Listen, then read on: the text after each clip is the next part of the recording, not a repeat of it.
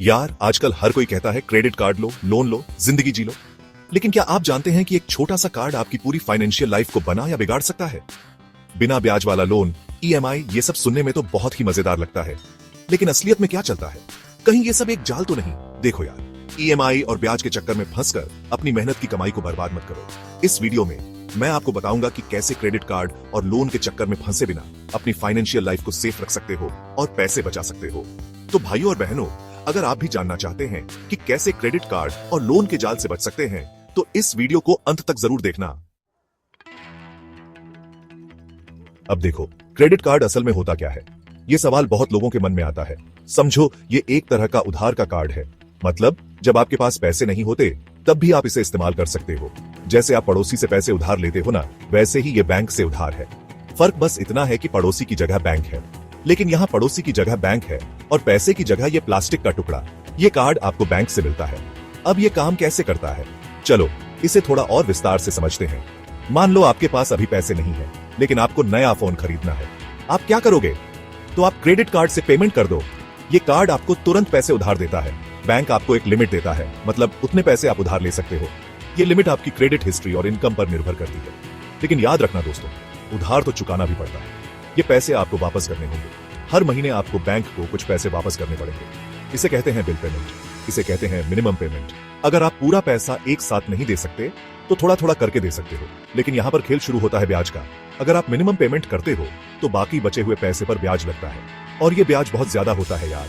ये ब्याज आपके कर्ज को और बढ़ा सकता है। इसलिए क्रेडिट कार्ड इस्तेमाल करते समय हमेशा ध्यान रखें कि उतना ही खर्च करें जितना आप चुका सकें, वरना ये आपको कर्ज के जाल में फंसा सकता है। तो भाई लोग, समझदारी इसी में है कि क्रेडिट कार्ड का इस्तेमाल सोच समझकर करें, जरूरत पड़ने पर ही करें, वरना बाद में पछताना पड़ेगा।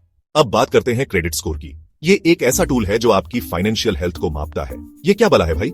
चलिए इसे समझते हैं। समझो, ये आपकी फाइनेंशियल रिपोर्ट कार्ड है। जैसे स्कूल में नंबर मिलते थे, वैसे ही ये आपका फाइनेंशियल नंबर है। ये नंबर आपकी फाइनेंशियल जिम्मेदारियों को दर्शाता है। ये एक 3 अंकों का नंबर होता है जो 300 से 900 के बीच होता है। जितना ज्यादा स्कोर, उतनी ही अच्छी आपकी फाइनेंशियल हेल्थ, मतलब आप लोन चुकाने में कितने ईमानदार हैं, ये नंबर बताता है। अगर आपका स्कोर 700 से ऊपर है तो समझो आप फाइनेंशियल सुपरस्टार हो। बैंक आपको लोन देने के लिए लाइन लगाएंगे। लेकिन अगर स्कोर कम है तो लोन मिलना मुश्किल हो सकता है। अब सवाल यह है कि अच्छा क्रेडिट स्कोर कैसे बनाएं? देखो यार, सबसे जरूरी है बिल पेमेंट टाइम पर करना। क्रेडिट कार्ड का बिल हो, लोन की ईएमआई हो, सब टाइम पर भरते रहो। दूसरा, ज्यादा क्रेडिट कार्ड के लिए अप्लाई मत करो। जितना जरूरत हो उतना ही रखो। और हाँ, अपना क्रेडिट कार्ड लिमिट का पूरा इस्तेमाल मत करो। इन सब बातों का ध्यान रखोगे तो आपका क्रेडिट स्कोर अच्छा रहेगा और आपको लोन लेने में कोई दिक्कत नहीं होगी। तो दोस्तों, अपनी फाइनेंशियल हेल्थ का ध्यान रखें और स्मार्ट तरीके से अपने क्रेडिट स्कोर को मैनेज करें। अब यार, मार्केट में इतने सारे क्रेडिट कार्ड हैं कि समझ ही नहीं आता कौन सा लें। हर बैंक अपने अपने कार्ड्स की इतनी सारी स्कीम्स और ऑफर्स लेकर आता है कि कंफ्यूजन होना लाजमी है। हर बैंक अपना अपना कार्ड लेकर घूम रहा है और हर कार्ड के अपने फायदे और नुकसान होते हैं। तो कैसे चुने बेस्ट कार्ड? सबसे पहले आपको अपनी जरूरतों को समझना होगा। देखो, सबसे पहले तो ये देखो कि आपको कार्ड की क्या जरूरत है। ऑनलाइन शॉपिंग करते हो, ट्रैवल करते हो, या फिर आपको रोजमर्रा के खर्चों पर बचत चाहिए, या फिर फ्यूल पर डिस्काउंट चाहिए। हर जरूरत के हिसाब से अलग अलग कार्ड्स होते हैं। अगर आप ऑनलाइन शॉपिंग के शौकीन हैं तो SBI सिंपली क्लिक कार्ड आपके लिए बेस्ट है। इस पर आपको ऑनलाइन शॉपिंग पर अच्छा डिस्काउंट मिलता है और कई रिवॉर्ड पॉइंट्स भी मिलते हैं। और ये कार्ड कई ई-कॉमर्स वेबसाइट्स पर भी एक्स्ट्रा बेनिफिट्स देता है। अगर आप घूमने फिरने के शौकीन हैं तो HDFC रेगालिया कार्ड आपके लिए परफेक्ट है। इस पर आपको एयरपोर्ट लाउंज एक्सेस फ्री मिलता है और ट्रैवल इंश्योरेंस भी। इसके अलावा इंटरनेशनल ट्रैवल पर भी कई बेनिफिट्स मिलते हैं। अगर आप अमेजन के दीवाने हैं तो ICICI अमेजन पे कार्ड आपके लिए बेस्ट है।